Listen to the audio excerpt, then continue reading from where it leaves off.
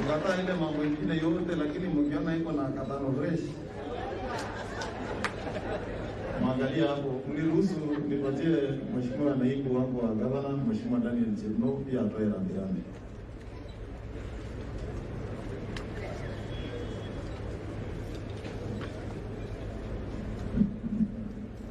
Naibu wa Rais, familia ya Chomba, waombolezaji wote, Bwana asifiwe. Nimefika hapa kutoa pole. Kwa miaka 7 hivi tumekuwa tukifanya kazi na Chomba, tukishirikiana kwa mambo tofauti ambayo yanahusu utendakazi katika kaunti yetu. Nataka kusema kwamba Mheshimiwa Chomba alipenda watu wake wa Huruma kabisa, na alikuwa anaunga mkono miradi yote ya serikali ambayo yalikuwa yanagusia mwananchi mdogo. Wakati gavana anasema tuwe na fund ya biashara ya kusaidia wachuuzi, Chomba alikuwa wa kwanza kusema ndio. Wakati tunapitisha hoja ya kuona ya kwamba wachuuzi wote wao katika SACCOS, Chomba alikusanya wachuuzi wengi wa Huruma, na ndio tuko na SACCOS ya wachuuzi katika kaunti yetu ambao wananufaika na zile fedha za kaunti. Kwa hivyo nataka kusema kwamba kiongozi shupavu amelala, na wale wote ambao tuko hai tuweze kuandika historia yetu wakati tungali hai, kwa maana ile kitu tutakumbuka naye is how you are able to touch people's lives when you are alive. Hii mambo ngine leo umekusanya hakuna. Kwa hiyo nasema yeye amekuwa kiongozi shupavu, anaweza kuigwa na wengi, na aliweza kuleta uwiano kwa watu wote. Hiyo ndio sababu unapata Huruma imekusanya Wakenya wote na walimtambua kama kiongozi wao. Kwa familia nasema pole. Kwa hiyo mambo mengine ambayo tumeloje BBI, ile kitu naomba tu wajumbe wetu, nataka ugali ukue kubwa kushinda keki. Najua ugali ni ya watu wengi, keki ni ya watu wachache. Watu hapa wanakulanga ugali zaidi.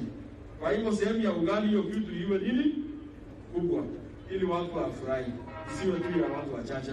Basi kwa hiyo machache, sitaki kusema mengi. Najua mkuu wa county ndio mwakilishi official kutoa pole zetu. Asante.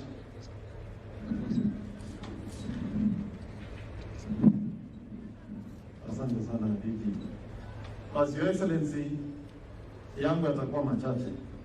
Tumekuwa tukitembelea familia, tumetoa rambirambi zetu, lakini leo kwa sababu ndio siku ya mwisho tunamlaza Mheshimiwa kiongozi Chomba, mniruhusu tu kwa dakika kama 3 pia niseme machache kuhusu kiongozi huyu. Kwanza kabisa, mimi nilijua Mheshimiwa Chomba wakati niliingia siasa 2013. Lakini familia ya Chomba nilijua kabla ya hiyo. Nilijua rafiki yangu Julius na Leni. Na Leni mnaweza elewa sababu nilimjua kwa nini, kwa ile biashara alikuwa anafanya. Lakini 2013 wakati nilikuja kwa mambo ya siasa ndio nikajuana na Mheshimiwa Chomba. Na wakati hiyo URP ndio ilikuwa chama. Na wakati ya nomination sisi tulifanya siasa, na kwa nomination Chomba alikuwa anaunga mkono Ruto. Na unajua Your Excellency, hii jina yako imekuwa na too much political capital. Mpaka kila mtu anataka kutumia tu kama broker kufika the next stage. Hiyo 2013 Ruto na watu yake kidogo alikuwa amesema, unajua naibu ya rais amesema, na unajua Chomba alikuwa rafiki yako, sijui kwa nini hapo kuuliza. Yeye akafuata watu ya Ruto akasema umesema. Sasa nikaambia Ruto, hata Sudi rafiki yangu sifa nimwambia nasimama. Lakini Mheshimiwa Ruto nikamwambia si unipatie naibu ya kama na hivi, kwa sababu wewe unatoka Saudi. Aliambia tutaangalia kidogo, akaniambia hautoshi. Tukakaa karibu mwezi mwingine 3, nikamwambia si unisaidie hii. Mambo yake akamwambia mambo yake tutaangalia baadaye. Nikaona hii watu wako na mchezo. Tukakutana na Sudi siku moja na hadi akita, akamuuliza uko na plan. Nikamwambia nimeona wacha nisimame. Aniambia lakini sasa wewe kuniambia mapema, Namwambia usijali, hii mambo ni kujaribu ni upya.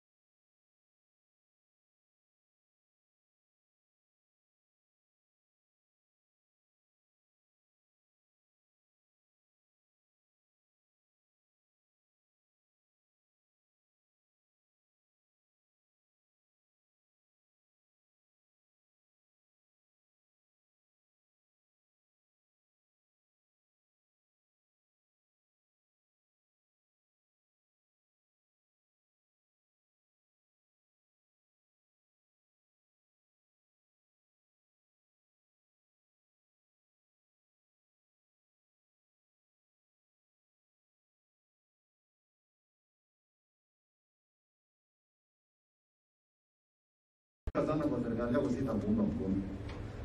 Nikamwambia wacha tu tupambane. Ndio sasa rafiki yangu Condolence akapata nafasi wakafanya na Chomba. Tukafanya siasa ya nomination kwa sababu tulikuwa chama ya Jubilee. Mimi nikashinda nikafikiri Chomba ataniunga mkono. Sijui Condolence alikuja kuambia nini tena. Sasa wakaambia hiyo wakashikana wakaenda independent. Sasa nikasema kwa sababu Mheshimiwa Chomba na Muya na Ramadhani wanaunga candidate ya independent, hata mimi Huruma nitaunga MCA ya ODM. Huko Langas nitaunga MCA ya ODM. Kiplombe tulikuwa na MCA ya Jubilee. Tukapelekana kwa hiyo siasa. Hapo ndio mahali tayari nilikutana na Landa. Haiko mchezo. Lakini kwa mapenzi ya Mungu nikarudi nikawa gavana. Na mimi nataka kuambia Condolence kushinda na kura kidogo. Hiyo kura nilikushinda nayo ni mingi. 50,000 hata wakiweka tano fresh na confirm saa 2 asubuhi.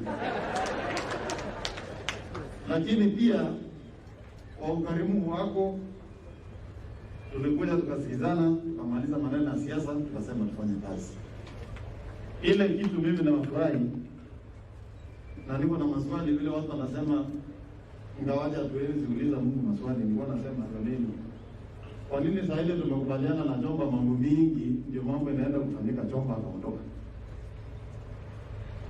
Kwa sababu hii matatizo ya hawkers finally tulikuja tukaketi tukasema kwa sababu kila mwanabiashara tunataka apate nafasi ya kufanya biashara. Wale wako na maduka na wale hawana maduka. Tukakubaliana tutatengeneza zile barabara za huko nyuma yote streets siku mzuri kwa sababu ilikuwa na matope, haikuwa na mataa. Tukasema tutapave, tuweke mataa, alafu hawkers kwa sababu sasa wako kwa sako zao, tutawapatia kila sako sehemu ya kuuzia. Na ndio mradi tulikuwa tunataka kukamilisha na Mheshimiwa Chomba tuweze kuzindua kabla ya Januari mwaka ujao. Mimi nataka kuambia watu ya Huruma na hawkers mji hii, hiyo mpango tutakamilisha. Na tutashirikiana na wale walikuwa ofisi ya Chomba, ofisi ya ward ya Huruma na pia ile kamati ya Ward Development Fund. Tutafanya kazi na nyinyi kuhakikisha hizo miradi zote zilikuwa zimepangwa kwa ajili ya ward ya Huruma. Tutatekeleza kwa heshima ya Chomba na kwa vile tulikuwa tumekubaliana lazima tufanye kazi pamoja. Mimi nataka kushukuru Shosho. Mimi naona kama ungetupata na Chomba kabla ya 2017 hata huyu jamaa raundi tu ainge. Kwa hivyo mimi bado nitakuja nikutafute. Hiyo maneno ulikuwa umepanga kuniambia na Chomba, nitakuja unitafute uniambie. Kwa sababu kila mzazi akitoa wosia ni ya kupeleka sisi mbele. Kwa hivyo mimi nataka kushukuru sana watu ya Huruma kwa kuunga mkono Mheshimiwa Chomba kwa zile kazi ya mwafanyia, na ni kazi ambazo zinaonekana. Kwa hivyo tutashirikiana kupeleka hii kazi mbele. Ya mwisho kwa familia ya Chomba, mimi nataka kuwaambia asanteni sana. Mlifanya kazi yetu kama serikali ya kaunti kwa maandalizi ya mazishi ikuwe rahisi kwa ushirikiano. Na pia niambie chairman wa kamati, asante sana. You made our work as county government iende sambamba. Kwa watoto ya Chomba, poleni sana. Mimi nitawapa tu jambo moja, kwa sababu nimeona Shosho, na Shosho tunakuombea. Is a very strong lead. If you all coalesce around Shosho, hata kama kulikuwa na mambo itaisha. Kwa sababu with age comes wisdom. Unajua kuna knowledge you can get by books, but wisdom comes with age. Sisi tunaombea baraka ya Mwenyezi Mungu. Mkae pamoja, mpendane, ili matendo na kazi ya Chomba ninyi watoto mweze kuendelesha iende kiwango kingine. Na sisi tunaamini Mungu atawapa nafasi. Wale watoto wako hapa na wale wako Amerika. Unajua Obama alikuwa mtu ya CIA na alikuwa president ya Amerika. Yaani muona hapa hata Obama mwingine anaweza tokea. Na unajua akitokea sisi tutapatanga visa free of charge. Hapa sasa hata consulate itafunguliwa hapa. Unaona ilienda kapelekwa CIA kwa kona nyingine huko. And that is what happens. So we want to wish you well. And we believe even if you are in America, you can pursue these dreams there. But if you also feel you want to come back here, welcome. Na mimi naunga mkono ile mambo Mheshimiwa Oscar anaomba, na niliona watu wengi walipiga makofi. Kama wewe na masharti ya wewe Aaron, ule mwingine anaitwa nani? Kama masharti. Washira. Ina Samgis, hold your horses. Endelea tu kufanya practice. We have only about 18 months. Alafu mkuje kwa kiwanja. Hii ingine wazieni mama amalize hii matangazo ya mama. Na tunaomba hata kila mtu ya Huruma hii kwa heshima ya Chomba. Hakuna haja ya sasa kwa sababu tulisema wewe unaenda kusimama. Wewe unaenda kusimama. Tufanye hii kitu kwa ngozi ndio kwa haraka. Kwa dada na karatasi. Tumalize alafu tungoje ile mambo mengine. Tunawaombea baraka ya Mungu. Be strong, tegemea Mungu na mpendane. And all families hapa. As families, please, hii mapenzi ya Mungu tujaribu kueneza even within families. Tendane so that we are strong. When we are many, the network is larger. And the support is big. So let's work together. Sisi kama serikali, we shall support you where you need us. Na tafadhali Shosho anaomba kuja kwa ofisi anytime. Mlete Shosho akuja nione kwa ofisi, kwa vile hiyo ndio kwa simio lake, mimi niko tayari kumpokea. Kwa hiyo sitaki kusema msidi hapo. Poleni sana watu ya Huruma, you have lost a leader, mtetezi ambaye aliwatetea kweli. Yale mambo yote mmeuliza kupitia kwa Aaron, hiyo tutaketi na mimi nawahakikishia hizo mengi ya hiyo tayari iko kwa mpango na tutatekeleza. We shall make sure we accomplish what Chomba wanted to accomplish for this world as a show of respect. Asanteni sana na Mungu awabariki. Mniruhusu sasa karibishe Mheshimiwa Naibu wa Rais ili aweze kutoa rambirambi zake. sababu kando na kuwa kiongozi hapa alikuwa rafiki ya Mheshimiwa Chomba. Niliuliza yeye 2013, kwa hiyo unaita Chomba URP unataka mtu apoteze kura? Akaniambia hapana, tumepanga. Na kweli kumbe mlikuwa mmepanga. Asanteni sana na Mungu awabariki. Asante sana Mheshimiwa Gavana, tafadhali tuketi chini. Asanteni sana. Asanteni sana. Mama Miriam, shosho wetu, Mama Lucy pamoja na Alice na watoto wenu, familia kiongozwa na Julius hapa ya Chomba, watu wa hapa Huruma, watu wa Eldoret, ndugu zetu wote wa Uasin Gishu na marafiki waliofika hapa leo, hamjambo. Hamjambo tena. Bwana Yesu asifiwe. Moriega. Mwadhani agosho. Chamge. Hebu mnisalimie hewani hivi, Bwana Yesu asifiwe. Umesikia Mama Lucy amesema hivyo ndivyo salamu Mheshimiwa Peter Chomba alipenda.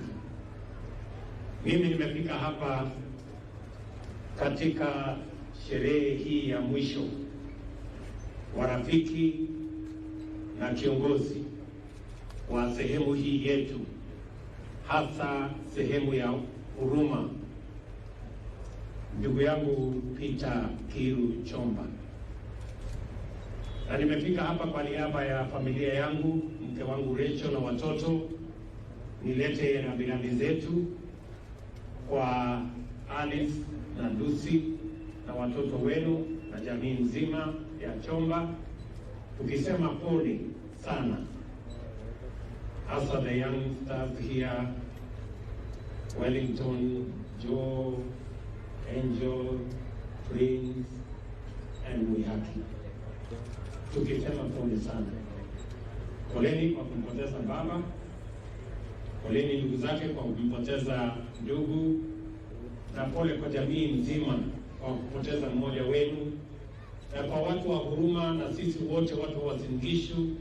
Nataka niseme pole kwetu sisi wote, tumepoteza rafiki na tumepoteza kiongozi.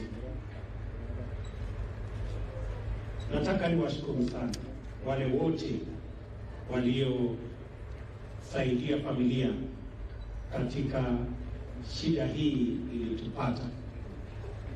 Wakati niliambiwa kwamba Chomba ameaga, ilikuwa ni kama ndoto, kwa sababu nilimjua, sikusikia alikuwa mgonjwa, sijasikia alikuwa na shida. Nikachukua simu, nikapiga simu yake, ikachukuliwa na Bwana Muya, MCA wetu hapa yule pale, na akanieleza vile mambo yalivyokuwa.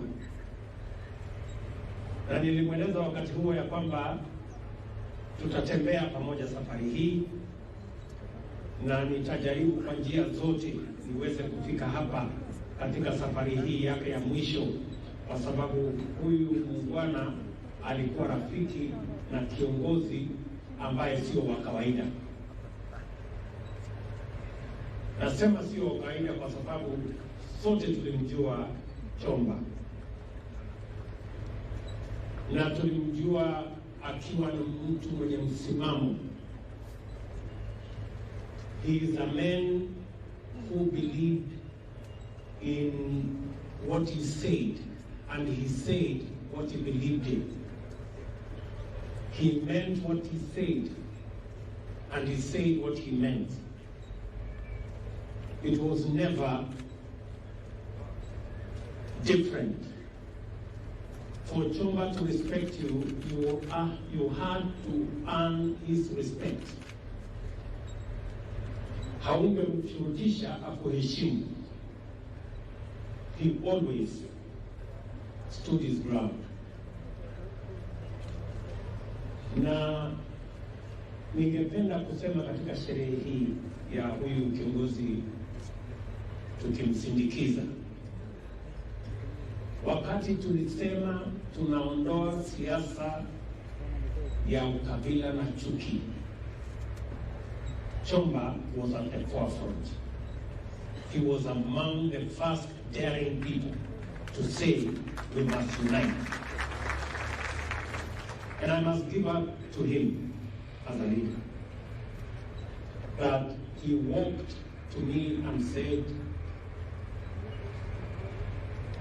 Bwana Mheshimiwa, hii safari ya kuunganisha majamii na kuunganisha Kenya, mimi ningependa kutembea na wewe na Uhuru Kenyatta. And that is how we began this journey. Na Mungu akawa amebariki hiyo barabara na hiyo safari. And he has never looked back. He always stood his ground, but he always knew that unity is a priority and comes first. Na kwa hivyo nimefika hapa kuungana na familia na watu wa Huruma na sote watu wa Gishu, tumsindikize huyu shujaa wa amani na shujaa wa maendeleo. I say that without fear of any contradiction, because that's what he was. Nasema pole kwa familia. I know how painful it is to lose a father, to lose a husband, and a family member. But we've come here, this multitude, to share these grieving moments with you, so that you can know that Peter was larger than your father or your husband. He belonged to many, and he shared his life with many. And I want to say on behalf of all these people, thank you very much for allowing us to share your husband and father as a leader with us. Na hawa watu wote walifaidika na uongozi wake. Let me say two things about Peter as a politician. Mimi wakati nilikuwa mjumbe hapa, kuna wakati mmoja tulimchagua kijana mmoja alikuwa wa kinyozi hapa, alikuwa anaitwa Kamau. Alikuwa na kinyozi hapo kwa chini ya miti hapa. Tukamchagua akawa diwani. Lakini pale alipochaguliwa, nikapata habari sasa kwa wananchi kusema, ule jamaa tulimchagua wa kinyozi, siku hizi anakunywa maji ya chupa. Maanisha alisahau kidogo mambo ya grassroots.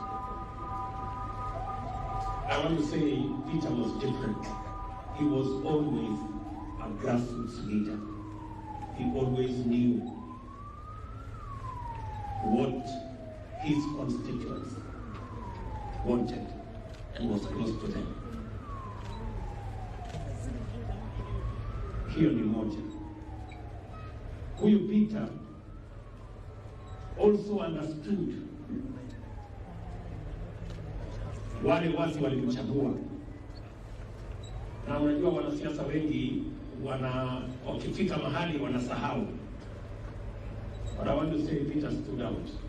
Yeye alijua ya kwamba watu wa Huruma wengi ni mahasla, watu wa kusukuma mkokoteni, watu mahoka wa kuhangaika huko town. Na wakati alichaguliwa hapa, alijua wale watu walimchagua lazima asimamie haki yao. And it didn't matter who stood in his way. As you have heard many times, he ran in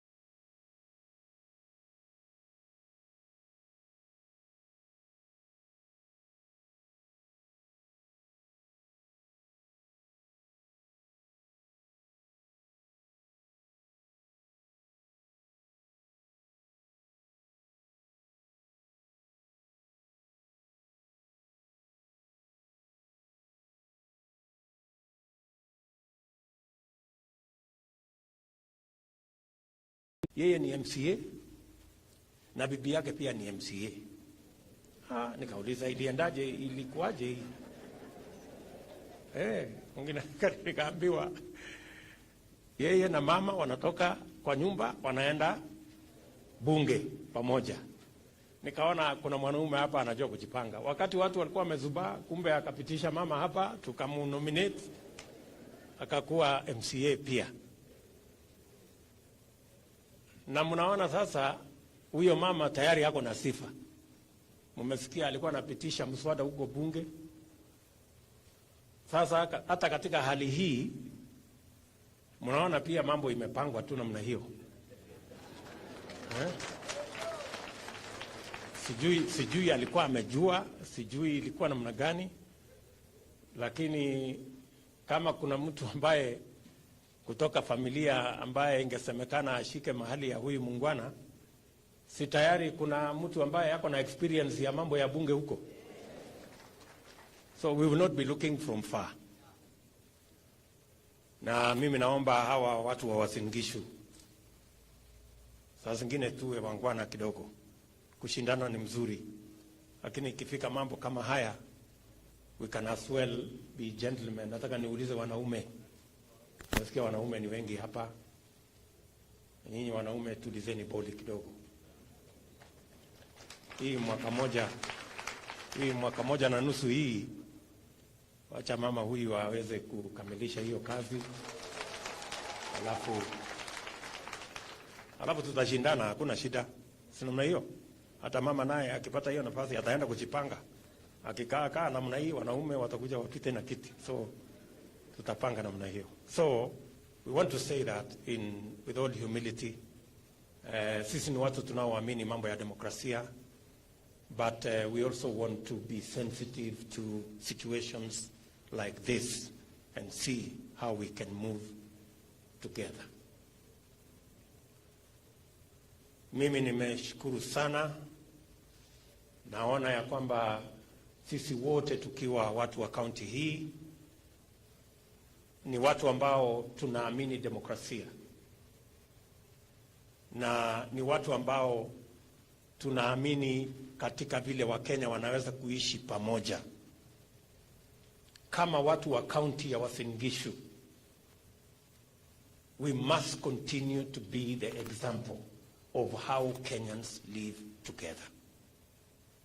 Lazima tuendelee kuwa kielelezo ya vile Wakenya wanaishi pamoja.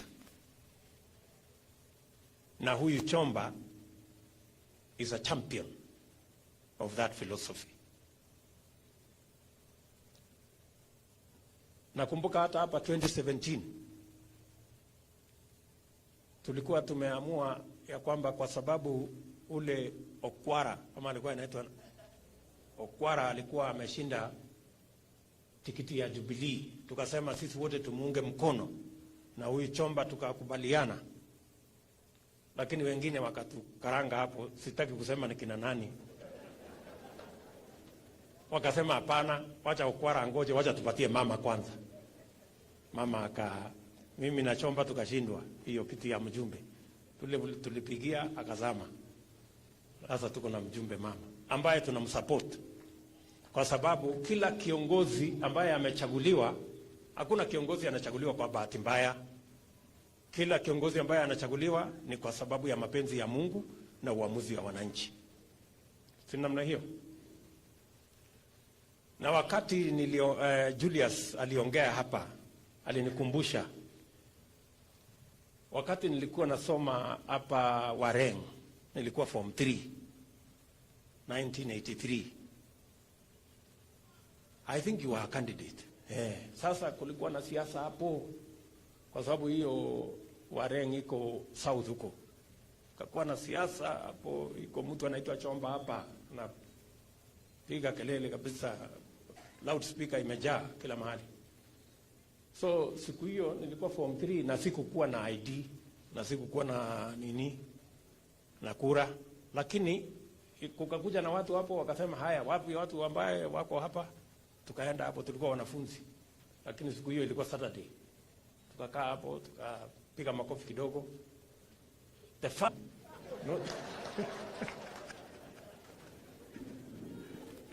ilikuwa ni kwa siasa ya huyu Chomba huyu. Ndio nikashangaa hii pesa nimepatiwa ni ya nini? Nikaambiwa kwa siasa watu wanapatiwa pesa. Ndio nikajua sasa hii shilingi 5 hii, nikaenda nikanunua mkate hapo shuleni, nikaendelea naye. So my friend, thank you very much for the 5 shillings. Iliniokoa. Unajua shuleni iko njaa mingi, so mkate ni kitu ya maana sana. So that is the kind of community we are, a people that live together. Na mimi nataka niwaambie, na munisikie vizuri, ukurasa wa siasa ya chuki na ukabila tulifunga na tulifunga. Tulifunga na tulifunga. Hii Uasin Gishu ni ya kila Mkenya. Ya Kenya. Uishi hapa, ufanye biashara, upeleke watoto shule, ununue shamba, uulize kura, ufanye ile yote. Is Kenya, and it is for everybody. That is what we want in our nation. Na wakati tunaenda kuchagua viongozi, hatuchagui makabila, tunachagua viongozi. Wakati tunaenda kwa kura. Ninyi mnanielewa? Ndio sababu leo katika Uasin Gishu hii mmesikia kiongozi wa majority ni mtu kutoka kule Lodwar, ndio huyo anaitwa Ewoi. Kule Eldoret, kule Teses ni mtu kutoka India, ako huko na ni mjumbe wetu, na dunia inasonga. So that is the kind of community that we want, and that's the Kenya that we must demonstrate as people from Uasin Gishu continuously, that we want a nation that embraces diversity and moves with us together. Na mimi nawashukuru sana kama watu wa Uasin Gishu na sisi wote vile tunavyoishi. Na nasema hivyo kwa sababu Chomba huyu was a champion of the unity of the nation and the living together in our diversity and the working together of all communities in all areas in our nation.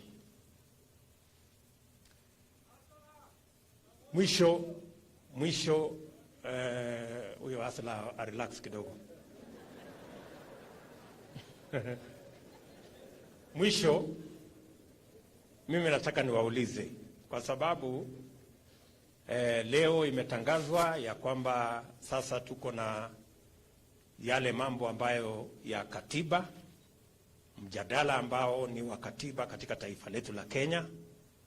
Ile mimi nataka niulize sisi wote tulio viongozi, vile rais alisema jana, sisi wote tulio viongozi katika taifa letu la Kenya, tunataka tuwe na mjadala ambayo inahusu sisi zote bila ya ubaguzi, bila ya vishindo vya rege na mambo mengine. Tunataka mjadala ambao utajumuisha Wakenya wote, na hiyo mjadala isiwe ni mjadala ya viongozi na vile watanufaika, iwe ni mjadala ya kila mwananchi wa Kenya, na hata yule mwananchi mdogo awe na sehemu ya vile mjadala huo italenga mambo yake na pia itamfaidi.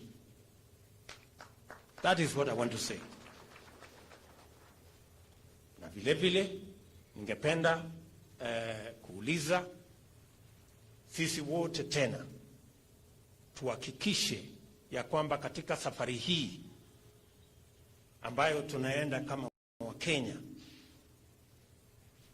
tusitafute njia ambazo zitatugawanya, tutafute njia ambazo zitatuweka pamoja. And that is why I want to say for the record, and as the President said yesterday, this conversation, this constitutional consensus that we are trying to build as a nation, it must be devoid of the reggae bravado that is divisive and that has the potential to create winners and losers, has the potential to create us versus them, we must avoid. And if we are genuine about having a national constitutional consensus, we must start with this discussion.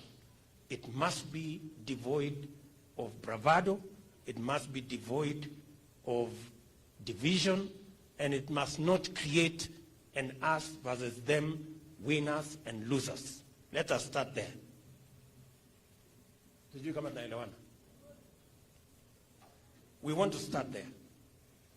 If we are genuine about having a national consensus, constitutional consensus, let us demonstrate by ensuring that there is no reggae bravado, there is no divisive agendas, and there is no us versus them, and we avoid winners and losers. Let us have a true consensus, and let us work for it, and let us demonstrate that we are interested in that national constitutional consensus. Number two, let me also say that while we are looking for inclusivity amongst the leaders, we must equally look out for the millions who have been excluded because of their economic and social status. The many people who have no opportunity, the many people who cannot have a meal, the many people who have no opportunity to do business in our nation. So what I am saying is we must not just have a conversation about leaders and how to create inclusivity amongst leaders. We must also seek those who have been excluded for years, the poor people, the jobless, the people who have no opportunity. Them too must have, at the table, they must have their space, and we must listen to them as well. And finally,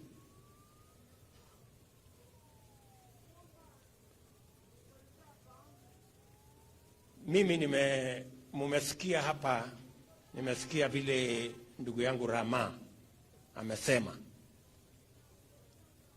amesema hii maneno ya boda boda na hii maneno ya wheelbarrow na hiyo maneno ingine ya mkokoteni na maneno ya mama mboga na ule wa kinyosi na ule wa kupiga viatu rangi, hii watu wote hawa mahasla wa Kenya wanasema hata na wao wanataka wasikizwe na wanataka washughulikiwe.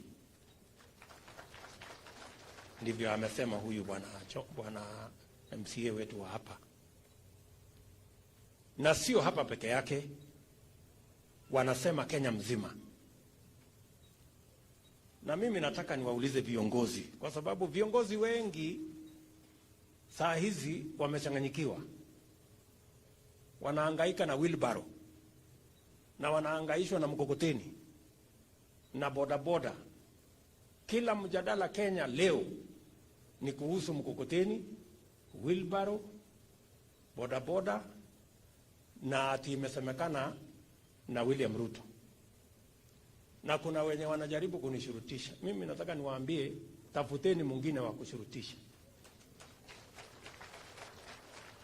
Hii wheelbarrow hii na hii mkokoteni na watu wa bodaboda, hii conversation tutakuwa naye, kwa sababu hawa pia ni wa Kenya.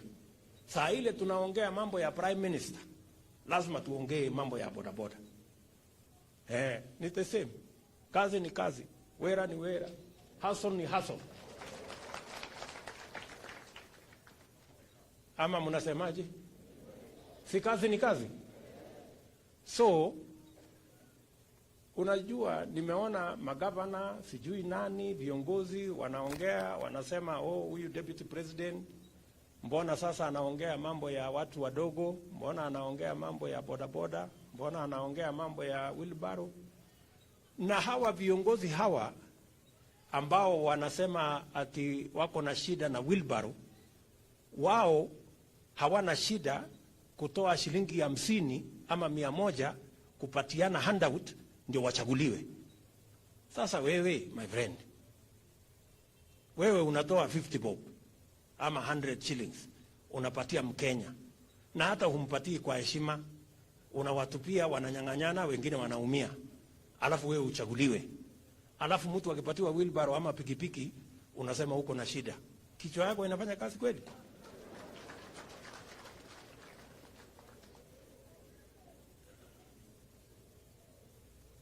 Ama namna gani? Si hawa wanasiasa hawa ambao wanasema ati wheelbarrow ni kitu kidogo sana na haina maana, mkokoteni ni kitu kidogo sana haina maana, bodaboda ni kitu kidogo sana haifai deputy president azungumzie, lakini wao kuchaguliwa wako tayari na they are happy kutoa 50 bob, kutoa 100, kutoa 200, wananchi wanapigania 200 ndio yeye achaguliwe. That is why ukiona nchi ambaye wheelbarrow inalete national conversation, ujue iko shida. Yes. If you find a country, a nation, where a wheelbarrow becomes a national conversation, it tells you there is a problem, and we must confront it, and we must have a discussion about it, and we must sort it out. We can no longer live in denial. There is an issue we must sort out. Na mimi nimewaambia, mimi si wazimu. I am the deputy president of Kenya, and I am not a madman. Na mimi si mulevi. Na mimi si mjinga. I know what I am saying. There is an issue we must sort out. So wachana na matusi, wacha hasira. Kuna watu wengi wako na hasira. Mbona Ruto anazungumzia wheelbarrow, mbona hiyo. My friend, wacheni hasira. Let us talk. Hii wheelbarrow ambayo inaleta shida hii Kenya na hii mkokoteni, what is the problem? It tells you there is a huge majority of Kenyans where a wheelbarrow means life and death. It means whether they have a square meal or not. Na wewe unajifanya na hiyo mambo yako mingi kwa sababu wewe ni mtu mkubwa, unadharau wheelbarrow. If you find, na mimi nataka niwaambie, hii wheelbarrow conversation hii, unakuta viongozi wengine wanasema hii wheelbarrow ni kitu kidogo, mambo ya ujinga. Lakini unakuta Mkenya mwingine hiyo wheelbarrow ni chombo chake cha maisha yake, itabadilisha maisha yake. So it tells you there is a problem. How come in the same country a wheelbarrow means two different things to do different people in the same nation? Ninyi mnanielewa? Ndio ninasema hata hii maneno tunaenda kuongea hii ya mjadala hii ya BBI. Hii mjadala ni mzuri.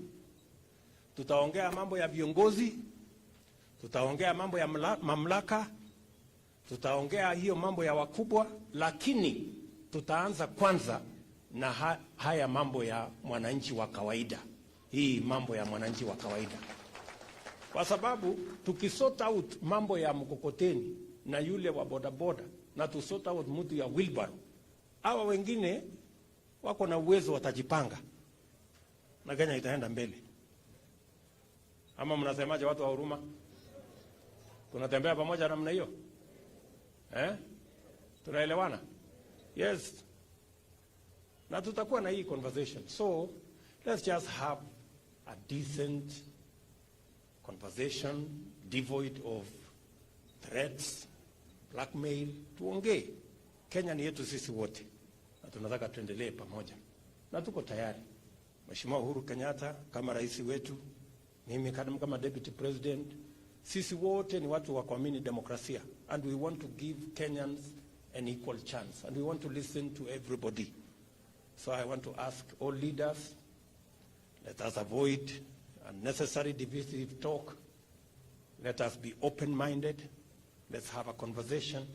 I am very sure that this man lying here, a man who believes in peace, a man who believes in the diversity of our nation, would entertain a conversation about our diversity and about our economic fortunes from the low to the high. And that is what we must do. So, pia, mimi nimemaliza yale nilikuwa nataka niseme. I want to tell the family again, these youngsters, and let me repeat, shosho, mimi nitatafuta nafasi nitakuja nyumbani. Yale umesema ni ya muhimu sana, na umezungumza mambo ya busara na mambo ambayo inatujenga sisi wote. Governor atapanga na wewe mkutano yake, lakini mimi nikipata nafasi nikiwa nyumbani hapa Disemba nitakuja nyumbani. Halafu utaniambia maneno kidogo ndio utupange ndio tuweze kwenda pamoja. And to the family, if there is anything that we can do on behalf and in respect of this great Kenyan, please don't hesitate. We are here. Please get to us. Musifinyike, we are here.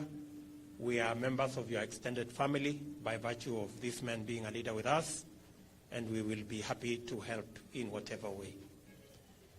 Niko hapa na pia rambirambi za kiongozi wetu, Rais wa Jamhuri ya Kenya. Nilikuwa na yeye jana na nilimwambia nakuja hapa kwa hii mazishi, na alinituma na taarifa ifuatayo. Message of condolence to the family, relatives and friends of the late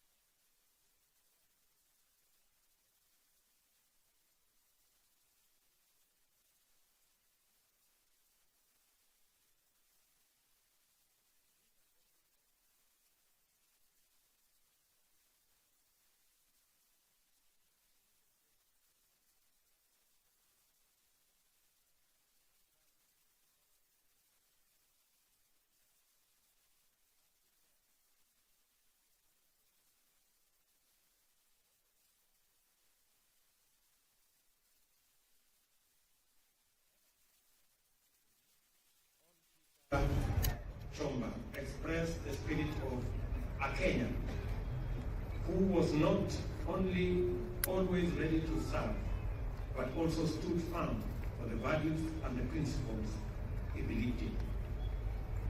He always championed the rights of all citizens, irrespective of their social, religious, tribal or political affiliations. And he was particularly known for articulating the rights of workers and other informal business groups in society. He firmly believed in the agenda of empowering and uniting all Kenyans to live together harmoniously as brothers and sisters. Together with other leaders, Honorable Chomba ensured that the residents of Shauri Moyo, Langas, Yakenywa, and other areas of Uasin County received title deeds for their parcels of land. It was because of his bravery, wisdom, and humility that the residents continued to elect him. We are grateful that for the 3 terms he served as a councillor and member of the county assembly, Honorable Chomba did not disappoint his electorate. Evidently, Honorable Peter Chomba's resilience and determination brought hope to many. He always saw opportunities to serve even in difficult situations. This is clearly seen by the way he handles situations and challenges which face the residents of Uasin Gishu County, more so the hawkers and small-scale traders in Eldoret town. As we mourn and pay homage to this visionary leader, let us also celebrate his life and achievements. Indeed, Honorable Chomba is a towering role model and a perfect example of servant leadership that should be emulated by all. To his wife, Lucy, and Alice, and the children, my thoughts and prayers are with you at this difficult time of sorrow. As the days and weeks pass, and as you return to life's routine, may you continue to feel comforted by the love and support of family and friends.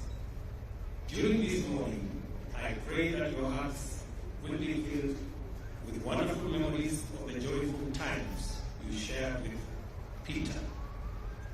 May you take solace in the words of God as written in Psalm 73:26, which say, and I quote, "My flesh and my heart may fail, but God is the strength of my heart and my portion forever." May the Almighty God rest the soul of Honorable Peter Chomba in everlasting peace. Signed, Uhuru Kenyatta, President of the Republic of Kenya. Hiyo ndio risala ya rambirambi ya Mheshimiwa Rais kwa familia. Asanteni sana kwa kunisikiza na asanteni sana kwa kuwa marafiki.